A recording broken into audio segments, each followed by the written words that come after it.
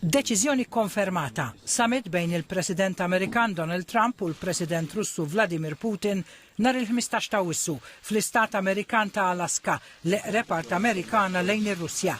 Hemmhekk se jinnegozjaw it-tmiem tal-gwerra fl-Ukrajna.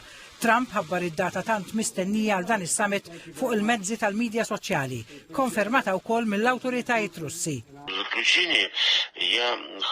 U biex nagħlaq nixtieq ngħidilkom illi fil-jiem li ġejjin Mosca u Washington ser jkollhom ħafna x'jagħmlu bitħejjiet intensivi għal kull aspett li se jkun diskuss fis-summit ta' Alaska.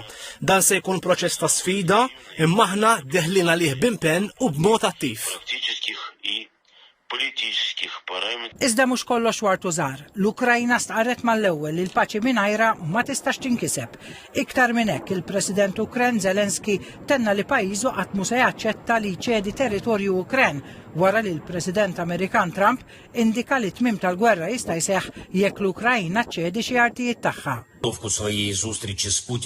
L-Ukrajna lesta deċiżjonijiet li jġibu l-paċi imma kull deċiżjoni li tkun kontrina, kull deċiżjoni li tittieħed mingħajr l-Ukrajna huma deċiżjonijiet kontra l-paċi, xejn mhu se jinkiseb. Ikunu deċiżjonijiet bla bażi li ma jistgħux jittieħdu bis-serjetà. Aħna rridu l-paċi vera u ġenwina.